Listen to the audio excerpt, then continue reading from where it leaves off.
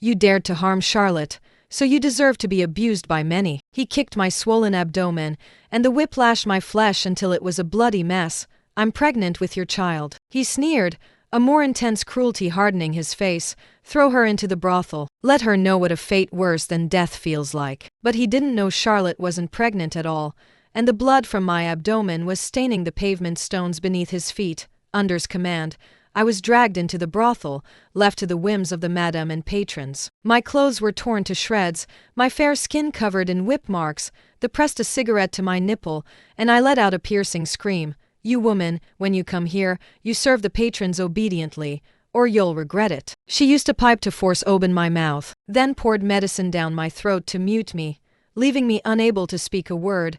Another whip landed on my heavily swollen abdomen, and I curled into a ball in agony. A corpulent patron walked in, grinning lewdly as he lunged at me, though I struggled fiercely. My hands and feet were tightly bound, making escape impossible. The man brutally forced my legs apart and, without any foreplay, violently penetrated my body.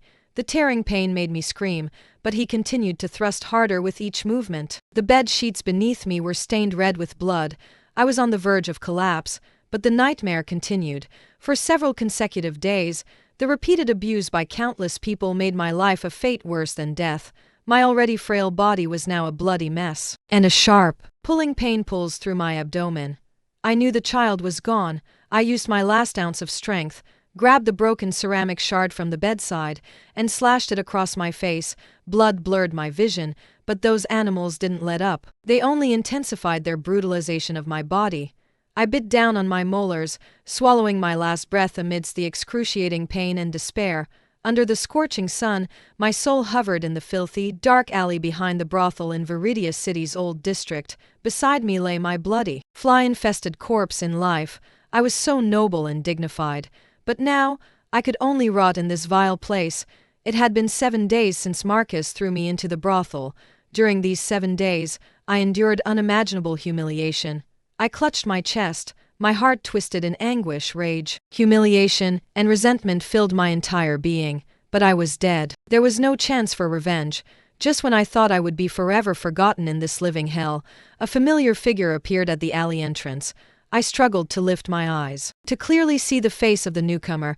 Tears streamed down my face. Ethan, but he couldn't hear my call. He knelt by my corpse, his trembling hands reaching out as if to touch my face, but stopping midway. Tears streamed down his cheeks, his lips moved, but he couldn't utter a word. Grace, I failed to protect you.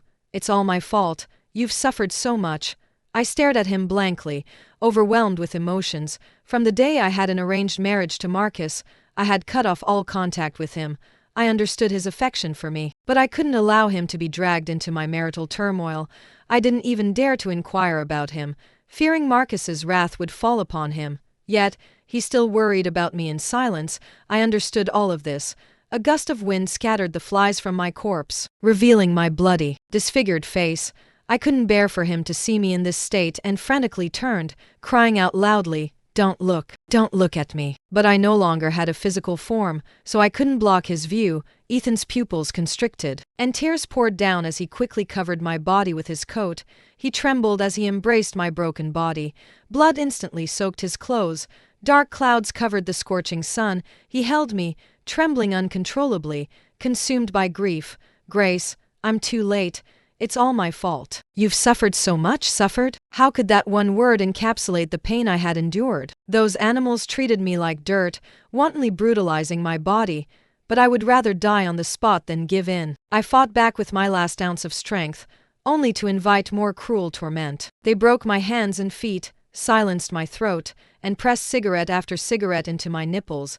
The excruciating pain and humiliation crushed my will, but their bestial desires only intensified. They didn't leave until I was covered in blood, on the verge of death. And then only reluctantly. I had tried to disfigure my face with the broken ceramic shard, but it was too late. Finally, I bit down on my molars, swallowing my last breath amidst the excruciating pain and despair. I don't know how long it had been, but I opened my eyes. I found my shattered soul floating out of my body, and before me was Ethan's figure. Ethan held my broken body tightly in his arms, consumed by grief. Grace, I'm taking you away from this purgatory. We're going home. I breathed a sigh of relief. Yes, we're going home. Viridia City Promenade, bustling with traffic. Ethan walked with faltering steps, carrying my remains. My blood had soaked his suit, but he seemed utterly oblivious. He paid no attention to the curious or horrified glances of passers-by. The cab driver he hired to help followed silently behind him, his eyes filled with sympathy. As he passed Marcus's estate, Ethan stopped. He looked up at the opulent mansion, his gaze icy cold. My soul followed his gaze, drifting into the estate. When I opened my eyes again, I was in Marcus's study. General, please tell me where my young lady is. I'm so worried about her. Daisy, who had served and grown up with me since childhood, was kneeling on the floor, weeping and pleading with Marcus. Marcus, with Charlotte in his arms, glanced disdainfully at Daisy. The master's affairs are none of a servant's business, are they? With that, he kicked Daisy over, his leather shoe landing heavily on her stomach. I instinctively tried to help Daisy up, but found myself unable to move a single step away from Marcus. No, I don't want to be trapped next to this tyrant. I want to go back to Ethan's side. God, why are you so unfair? I cried out in indignation. Is my life doomed to be manipulated by this demon? Even in death, can I find no peace? Daisy, enduring the severe pain, crawled back to Marcus's feet, repeatedly kowtowing and pleading, her forehead bleeding from the impact. General, Young is severely injured. Thrown into such a filthy place. I'm afraid she won't make it. Please have mercy and tell me where Young is.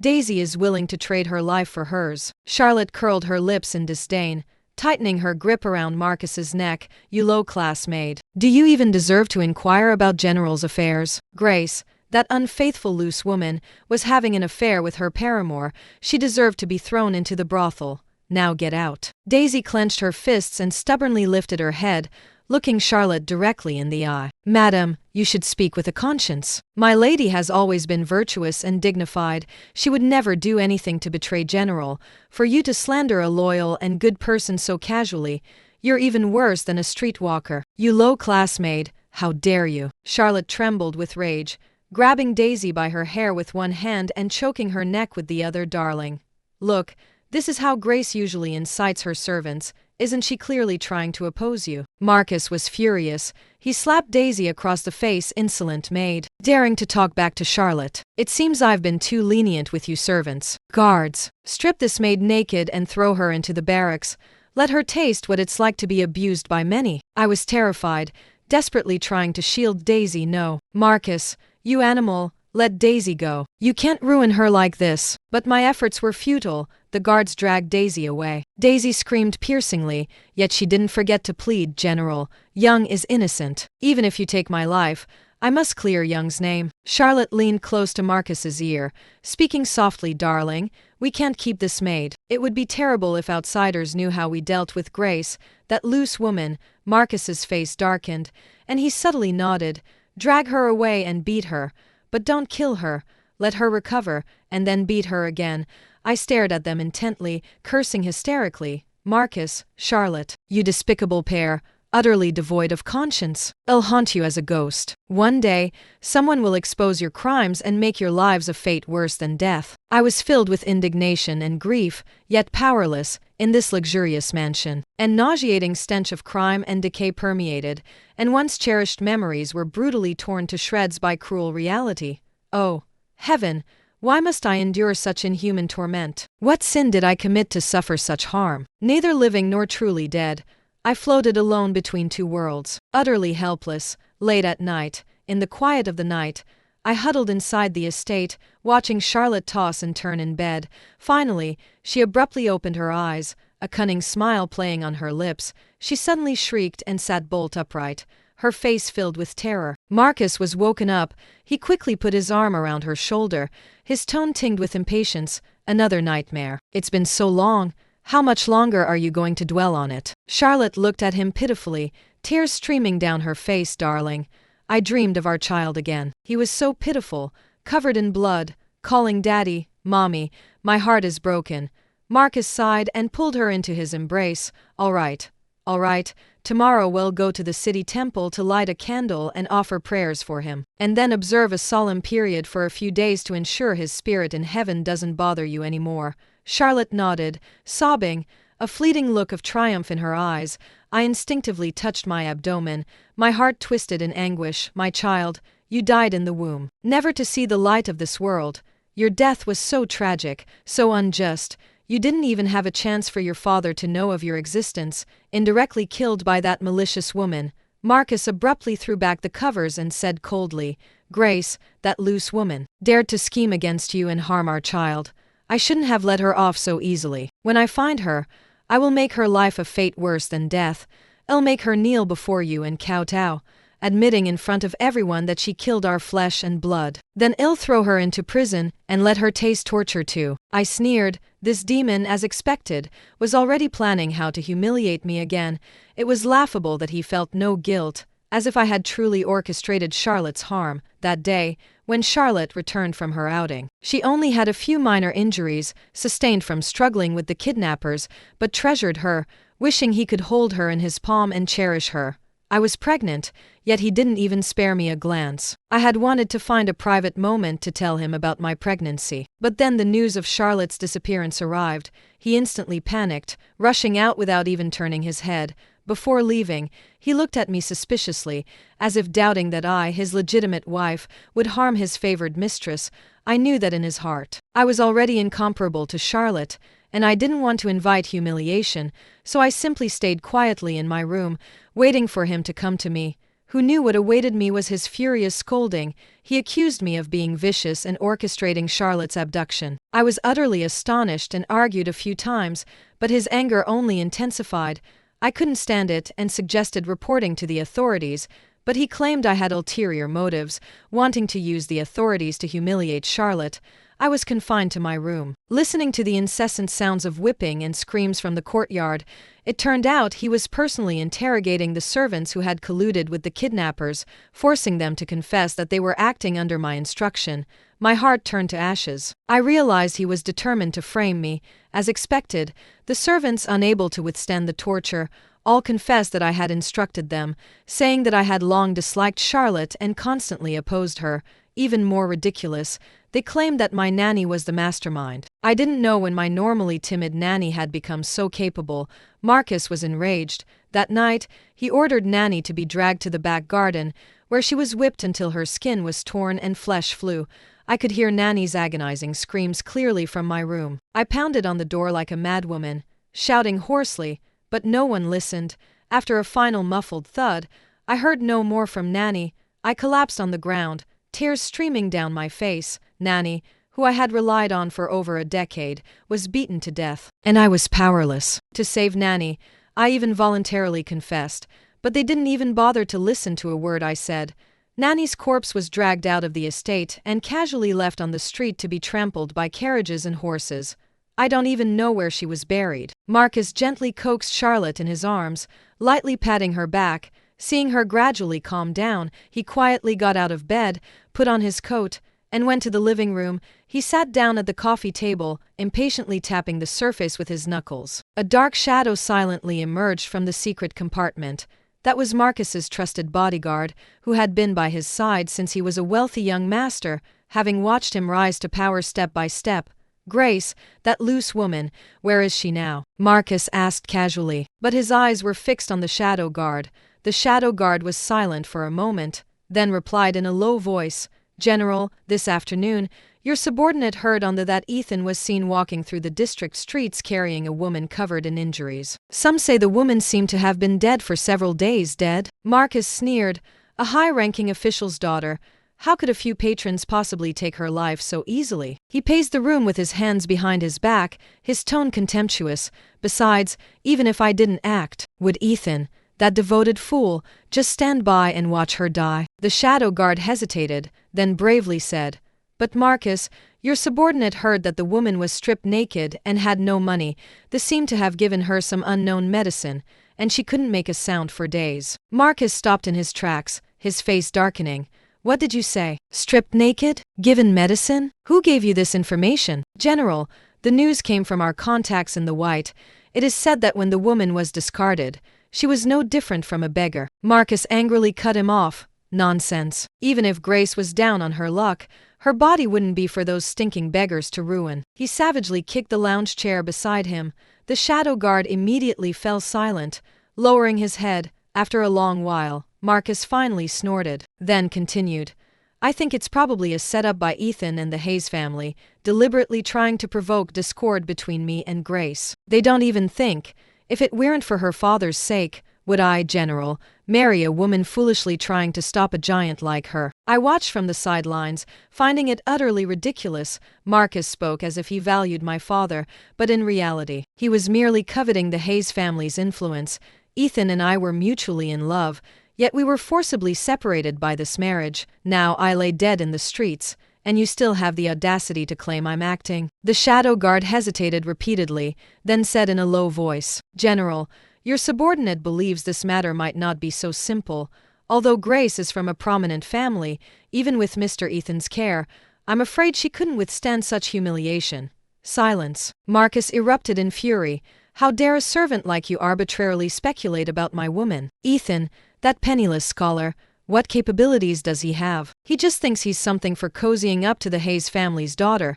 I'd like to see how long they can keep up this staged act of suffering. Seeing his true anger, the shadow guard could only fall silent and retreat. Not daring to say more, Marcus paced back and forth in the room, muttering to himself in a furious manner, Grace, you loose woman, do you really think I, General, am easy to bully? You and Ethan are conspiring together, trying to scheme against me. I'll make you pay for this sooner or later. I looked at his angry back, feeling utterly pathetic. You imprisoned me, humiliated me. You threw me into the brothel district for a dancer, leaving me to be ravaged by those animals. Now I'm dead in the streets, and in your eyes, it's nothing but a scheme. The shadow guard, seeing his true anger, could only fall silent and retreat. Not daring to say more, Marcus, however, couldn't sleep any more. As dawn broke, the butler burst in frantically, young Mr. Ethan has held a wake at the estate. The memorial service will be held in 10 days, and all the high-ranking officials and dignitaries of Viridius City have been invited. With a thud, the teacup in Marcus's hand crashed heavily to the ground, and the spilled tea scalded Charlotte's foot. Ethan, Grace, you despicable pair are conspiring together again. Hearing's furious roar.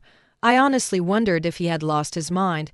He heard words like memorial service, remains, and pay respects. Did he have no reaction at all? Someone, prepare the car. I'm going to the estate myself to drag that loose woman's corpse out and feed it to the dogs. Charlotte's face changed, and she quickly clutched her leg, letting out an ouch as she collapsed onto the floor. Charlotte. Marcus quickly knelt down and carefully carried her to the bed. The timidly asked again if he should prepare the car, but Marcus waved him off without even looking up. Prepare what car? Hurry and call the military. He gently lifted Charlotte's skirt, and seeing the almost imperceptible red mark on her fair calf, his eyes actually reddened. Ha! A dignified general, yet just a lustful man whose mind was clouded by beauty. I leaned coldly against the headboard, watching Marcus dotingly care for Charlotte, and couldn't help but recall the past. Once upon a time, I was also a girl cherished in the palm of someone's hand. Unfortunately, fate had other plans. The marriage contract ruined my entire life. The family and the Hayes family had been close for generations, and Ethan and Edward were even classmates and close friends. When had to go to the battlefield, he entrusted me to the Vance family. And so I grew up as childhood sweethearts with Ethan. Ethan was meticulously caring, taking care of every little detail for me. He remembered my love for flowers, so he built a glass greenhouse in the courtyard, filled with exotic flowers all year round. Even when I accidentally pricked my finger, he was heartbroken. At that time, we all thought such beauty would last forever, until one day, Edward was suddenly implicated, accused of treason and colluding with the enemy, and imprisoned. Although the misunderstanding was cleared up in time, the inhumane torture in prison had already left him physically and mentally exhausted. From then on, Ethan resolved to enter the military and political circles, vowing to protect Edward, to protect me, and to protect this country. 7 years later, Edward was already a young general in the National Army, and Ethan was also making a name for himself within the party. Just when everyone thought Ethan and I would finally get married, misfortune struck. That year, I was 18. Because the Hayes family owned the wealthy Southern territories, in the era of civil unrest, they became an object of coveting for various forces, and I was merely one of the pawns in this power game, to win over Marcus and stabilize the provinces of Jiangsu and Zhejiang. Henry Then a key member of the ruling betrothed me to his son. The moment the news arrived, the entire haze was shrouded in a deathly silence. I cried and begged my father, asking him to withdraw the engagement. My father seemed to have aged 10 years overnight, shaking his head with a worn expression. Grace, we are in turbulent times. Some things are beyond our control.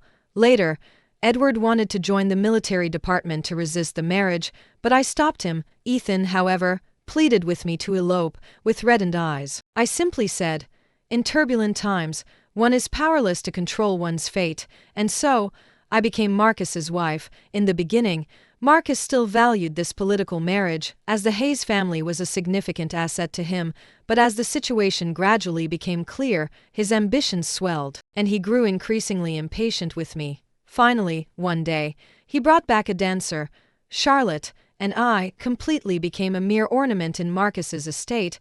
It's laughable that I still foolishly thought I could win people over with virtue, believing that my virtuousness and generosity would one day win back his affection, until continuously made things difficult for me. Marcus not only didn't intervene but also condoned her humiliation of me. He threatened me that if I dared to inform the Hayes family, he would make me suffer.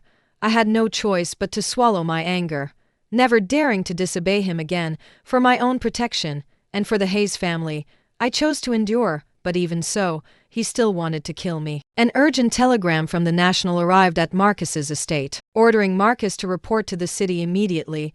Marcus got up from Charlotte, quickly straightened his clothes, and boarded a plane to the city. The moment he walked in, he was hit squarely by Henry's pipe. What's wrong with you? Your legitimate wife is gone, but the Vance family is holding a wake at the estate, and you have the audacity to sit here. Marcus's face was ashen, suppressing his rage. Father, haven't you always known Ethan and Grace had a thing? You were the one who pushed her on me in the first place. Wasn't that clearly absurd? Their affair is now known far and wide, yet you don't uphold justice, but instead come to accuse me. What kind of logic is that? What nonsense are you talking about, you brat? Wasn't it you who begged for the marriage in the first place? Henry was so angry that his beard bristled. I thought an arranged marriage would be good, to win over the Hayes family. If it weren't for your shameless begging and pleading, would I have betrothed her to you? You kept insisting you had fallen in love at first sight, and still had feelings for Miss. That's the only reason I, considering you hadn't married yet, went to their home to arrange this marriage. Henry's words were like a thunderclap, exploding in Marcus's mind. Even I was stunned, unable to recover for a long time. So, this marriage that ruined my entire life, he was the one who sought it. I couldn't help but recall his attentiveness when he first married me. Was it all just acting? I was only afraid that he never cared for me at all, merely using me to win over the Hayes family. Thinking of this, I couldn't help but clench the bed sheets. So later, when the era of civil unrest gradually subsided and the situation became favorable to him, he eagerly cast me aside, making me endure extreme humiliation. Henry sighed, then asked, "How did Grace die?" "She's dead. And you didn't even come to report yourself. Instead, Ethan sent the telegram. What's the meaning of this?" Mentioning this, Marcus actually had a smug look on his face. "Dad, Ethan and Grace are conspiring together to trick me. Grace colluded with Edward to rebel and also killed my child with Charlotte. Now she's faking her death to escape punishment. I think, perhaps in a couple of days, she'll elope with Ethan." Before he finished speaking, Henry slapped him across the face. "You worthless scoundrel. How could I have served such a fool? Grace is a dignified noblewoman. How dare you slander her like that? Holding a wake in front of the entire city's residents. If that's acting, aren't you afraid of becoming a subject of gossip? You tell me honestly, what exactly happened between you and Grace?" Marcus was thoroughly chastised by his father and had no choice but to confess the truth in detail. Henry's eyes went dark with rage. Almost choking on his own saliva, he stumbled, grasping the study table, his lips trembling. "Even if Grace didn't do this, what if she did? She was just trying to cure your habit of favoring your mistress, and you tortured her to death. I'm telling you, Ethan has already filed a complaint with the military department. This matter has become a huge scandal. Edward is also vowing to avenge his sister and won't rest until he does. You handle it yourself. I won't cover for you. If you mess this up, you can look forward to being skinned alive and having tendons removed, just like your legitimate wife." Are you really my father?" Marcus could hardly believe his ears. "Get out." Henry gritted his teeth, pointing to the door. Get as far away as possible, don't defile my sight. Marcus slunk out, but had no idea where to go. Go back to Viridia City, to the estate, he told the driver. My soul sneered from the side. Ha, Marcus, are you scared now? When you see my corpse, what will you think? And I'd like to see how many more days she can pretend to be a sleepwalker. Ethan. The moment Marcus entered the gates of the estate, he roared loudly, General, what brings you here? Ethan came out to greet him, his eyes icy cold as he looked at Marcus. He had lost a lot of weight, and his usually neat face showed signs of weariness. Marcus sneered. I'm here to collect my wife's remains, Mr. Ethan. Taking them without permission is inappropriate. Ha, General, you are mistaken. Ethan retorted unceremoniously. Miss was your lawful wife. As her husband, you should have presided over the funeral, but when the incident happened, you ignored her, immersing yourself with your mistress. Now you want to dispute the remains? What kind of decency is that? Marcus's face darkened, his voice threatening. Stop preaching. Her affairs after death are none of your business. Outsider. I sighed and shook my head from the side. This foolish general. How many times has he been humiliated, and still he doesn't wake up? Ethan's expression was calm, but his eyes burned with raging fury. Since Marcus is unwilling to care for his deceased wife, then please leave. Mrs. Funeral arrangements will be handled by me. With that, he turned to leave. Marcus was enraged, stamping his foot and cursing Ethan. How dare you disregard me? Do you think I won't smash your wake right now? Ethan paused, but did not turn back. General, we are both civilized men. Why resort to violence? Besides, Miss has not yet been laid to rest. Can you bear to desecrate her coffin? His words left Marcus speechless. Gnashing his teeth in frustration, while he was still stunned, a commotion broke out inside the wake hall. Over a dozen foreign officers emerged, surrounding Marcus. The leading officer spoke in stiff Chinese. General, Mr. Ethan has requested protection from the district. Please do not cause trouble in the district, or we will take action. Foreigners from the district. Ethan really had some connections. Marcus trembled with rage, yet dared not act rashly. I floated beside Ethan, wanting to caress his cheek and soothe his emotions. But my hand passed through him without any sensation. All my life, I had been so constrained, never daring to overstep an inch. Now, even as a wandering soul, I couldn't even feel the warmth of his hand. It was truly a pity. General, respect yourself, Ethan said in a deep voice. Miss has endured enough of your bullying. Even in death, she doesn't wish to see you again. Do not cross the threshold of the estate again. Marcus's eyes were bloodshot, veins throbbing on his forehead. After a long moment, he gritted his teeth and said, Ethan, you just wait. I'll settle this score with you, you'll see. With that, he left furiously. Escorted by the police, I rushed to follow. But no matter what, I couldn't move more than 3 feet away from Marcus. That invisible force seemed to mock my helplessness. 7 nights later, the entire Marcus's estate was plunged into a deathly silence. Marcus was fast asleep. The guards and bodyguards outside the door were nowhere to be seen. I frowned. This clearly meant they had been drugged.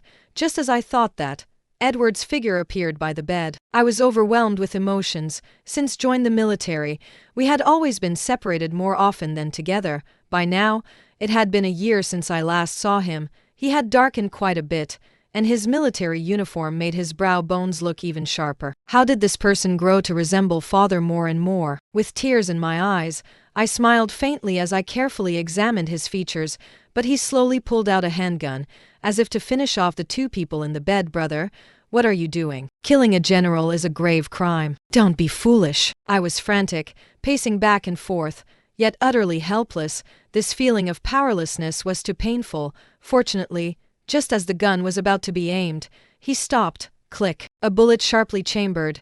Edward's voice was full of hatred. Marcus, you warlord's lackey. Today I will get justice for my sister. The next day, Daisy was gone. The maid who slept in the same room said she was there before bed, but was gone when she woke up. The doorman said he hadn't seen her leave the estate, and they searched the entire estate but couldn't find her, as if she had vanished into thin air. Only I knew that Edward had taken her. What do we do, master? That girl might spread rumors outside. Charlotte's worry seemed genuine. However, Marcus was even more panicked than her. General was coming to Viridia City, and this maid had disappeared at just this time. It was bound to cause a lot of trouble. If he had known, he should have just killed the girl directly. The summons telegram arrived at Marcus's estate in the afternoon. Marcus knelt in his father Henry's study, his face pale as death. Daisy knelt half an arm's length beside him, recounting Grace's experiences over the years in detail. Edward and Ethan stood on either side, their expressions growing more pained and grim.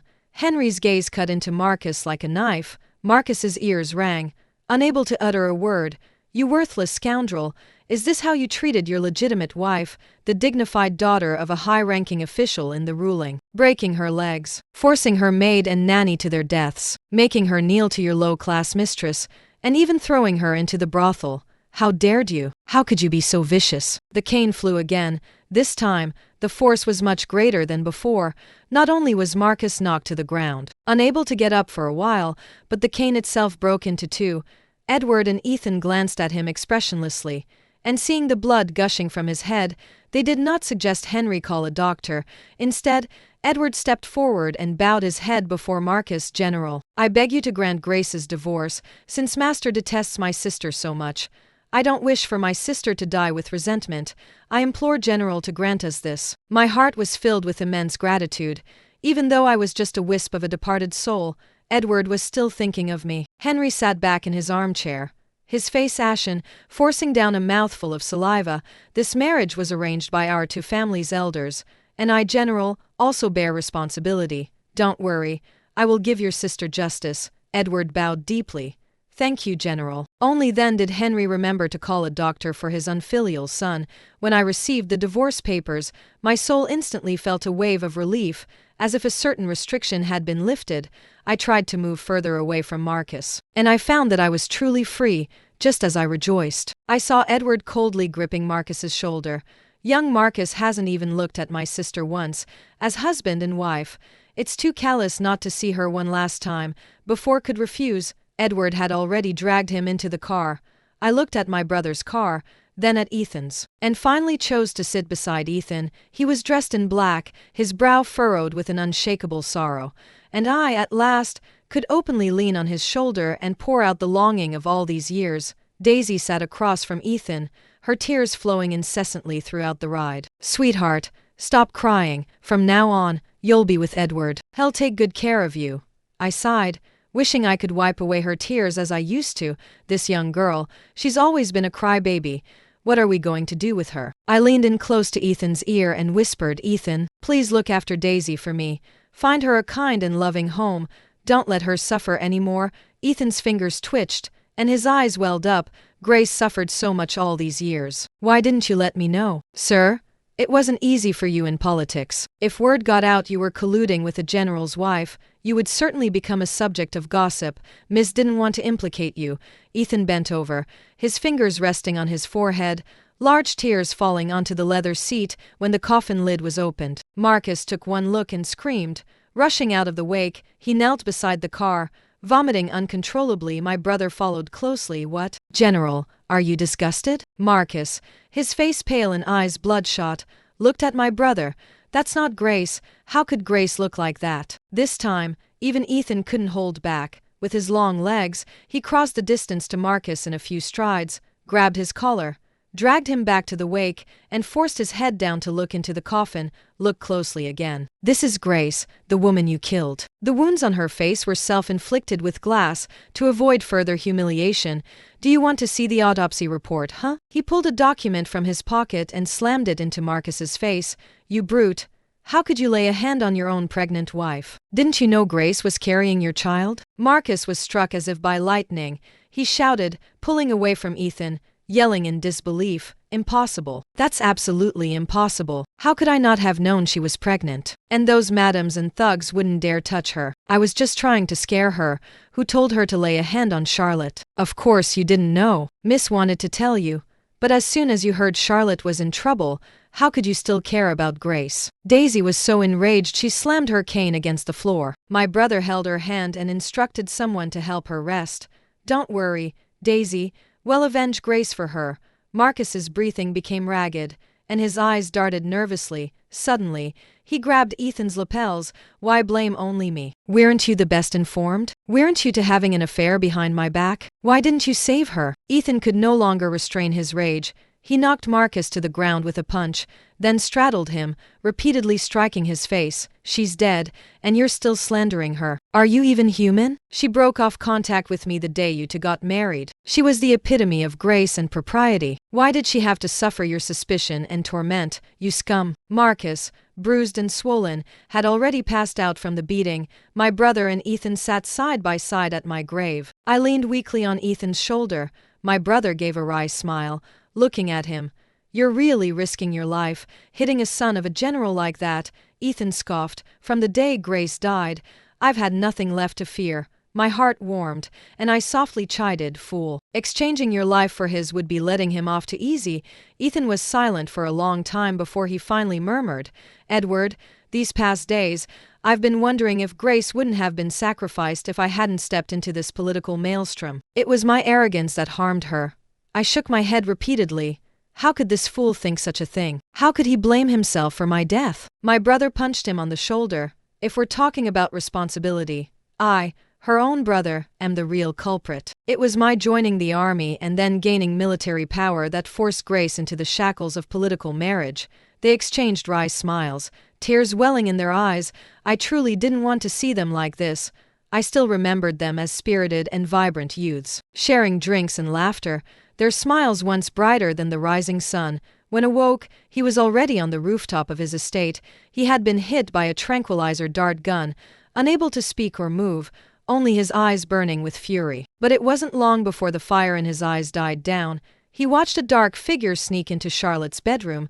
Charlotte was fast asleep when she was shaken awake. Startled, she immediately sat up. Once she recognized the person, she quickly got out of bed to check if the room's doors and windows were securely closed. Paul, why are you here? Are you trying to get me killed? She questioned the man in a hushed voice. Paul, however, was even more flustered than her. Charlotte, the Hayes family is everywhere outside. If I don't come to you, where else can I go? The family? Edward? Charlotte frantically covered her mouth. Do they know about us? They're arresting and questioning people everywhere. They've probably found out about us framing Grace. Charlotte bit her lip, her eyes filled with hatred. That loose woman just won't leave me alone. She's still haunting me even in death.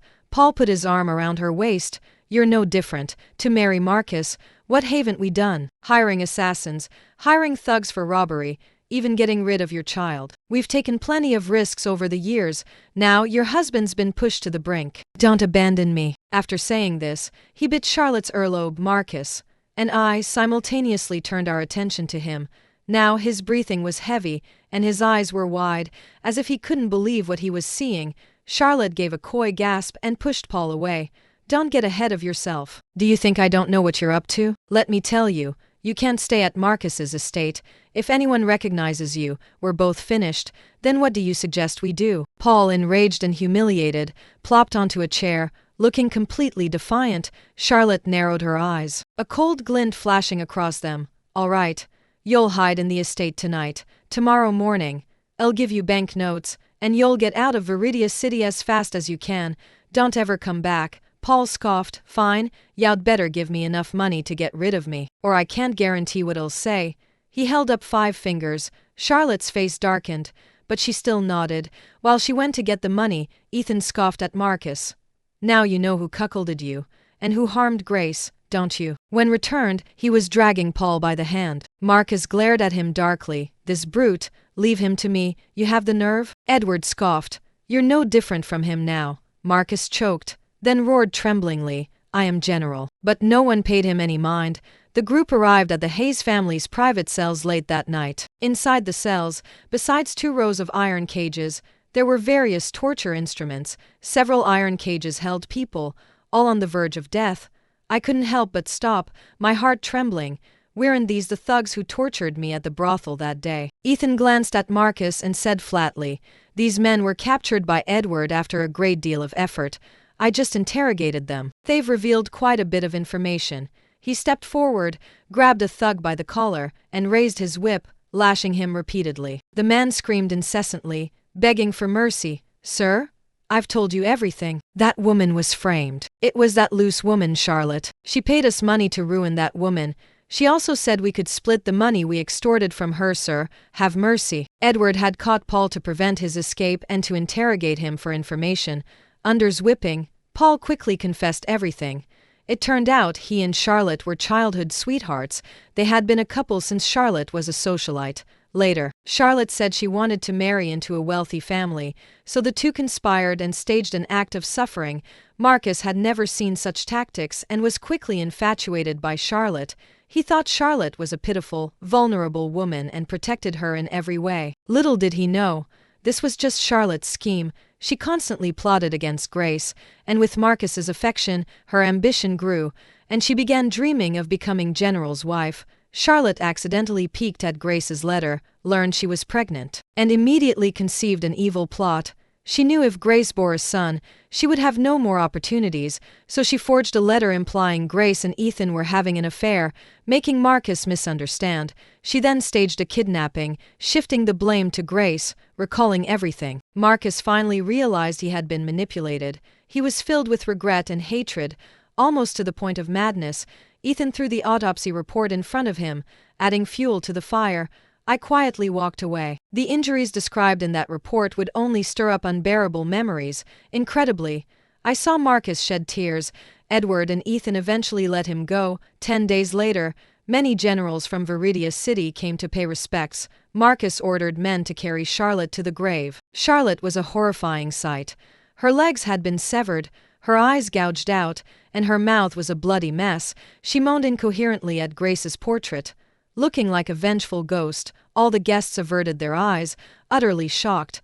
I couldn't help but sigh with emotion. Marcus truly was brutal, showing no mercy to anyone. Ethan sneered. So this is what General insisted on doing, despite General's objections. After learned of this, he had ordered Marcus to execute Charlotte, but had put him off with various excuses. Now his face was grim, his gaze dark. Killing such a loose woman directly would be letting her off easy. Grace, look, I've avenged you. What she suffered was no less, but more. Daisy couldn't help but rush forward, raising her cane to strike. Avenge what? You're the one who killed Grace. You favored your mistress over your wife. You broke Grace's legs. You threw her into a brothel. You demon, you brute. You're not fit to face Grace. Marcus, his face ghastly pale, frantically tried to defend himself. I didn't. I was tricked too. It was that loose woman, Charlotte. She's the one who harmed Grace. Ethan stepped forward, raising a glass of wine. General, please calm down. This young girl is ignorant. I'll drink this as an apology for her. I instantly became nervous, desperately trying to stop him, but had already taken the glass and drank it down in one gulp. Edward stared at the glass. His expression grim, he pulled Ethan aside and demanded, "What did you give him to drink?" Ethan smiled faintly, neither confirming nor denying. That night, Marcus went mad. He used a cleaver to hack off his own hands and feet, and a dagger to cut open his abdomen. He said he was looking for his son, that a child was hidden inside his belly. He said his body was crawling with insects, and he couldn't kill them all. By day, Marcus would return to normal. He was in excruciating pain, wishing for death. But at night, he would mutilate himself again. 7 days later, in front of everyone, he gouged out his own heart, bloody and gruesome. He held up the heart, muttering, "It's black, all black." Edward insisted on sending Ethan away. "Ethan, the generals are already watching you. If you don't leave now, you might not even keep your life." Ethan looked at his resolute gaze and finally nodded. "I understand, but before I go, let me see Grace one last time." He knelt at Grace's grave, placed a bouquet of white lilies, and sobbed uncontrollably. "Grace, I failed to protect you. I'm sorry. We won't meet again in this life, but in the next, I will surely marry you." He picked up the glass from the grave and drank it all in one gulp. "This is our vows of eternal union. From now on, we are husband and wife." Before the words had fully left his lips, Ethan collapsed in front of Grace's grave. A faded photograph fluttered from his hand, revealing Grace's radiant smile. Edward rushed forward and embraced Ethan. "Ethan, you liar. You promised me you would live." Tears streamed down his face. He was consumed by regret. It was his uselessness, his failure to protect his sister, and his inability to keep his friend safe. I wanted to step forward and comfort Edward, but I found my body slowly dissolving. Finally, Edward buried Ethan and me together in a secluded valley. In memory of the fallen, Ethan and Grace immediately, our story spread throughout Viridia City, causing a huge uproar. General was also implicated. He summoned Edward alone, his tone filled with remorse. My rash agreement to that marriage back then was a disservice to the Hayes family. Now, I am powerless to control my fate, yet I've harmed your sister. Whatever you want, I can compensate. Edward sneered. What's the point of discussing this now? How much better it would have been if you had seen this earlier. My sister is dead, your son is insane, and none of us benefited. General sighed deeply, looking much older. He looked out the window and murmured to himself, "We are all just pawns in these turbulent times. Who can truly control their own destiny?" Edward said no more, rising to take his leave. Before leaving, he turned back to look at Marcus's estate, brightly lit, his eyes filled with sorrow. In another world, I nestled in Ethan's embrace. We sat on a hill adorned with blooming flowers, watching the world below ebb and flow. Women were fighting for freedom, students were calling for democracy. Darkness would eventually pass, and light would surely come. Ethan smiled gently, a profound sadness in his eyes. Grace, in that era, love was a luxury, and freedom was too distant. So many lovers were trapped in worldly cages, swallowed by the tidal waves of the era. To die for love. We are already fortunate. I rested my head on his shoulder, letting tears fall. Yes, this was already the best ending. In the next life, I hope flowers bloom everywhere and 1,000 lights glow peacefully, that we may meet again.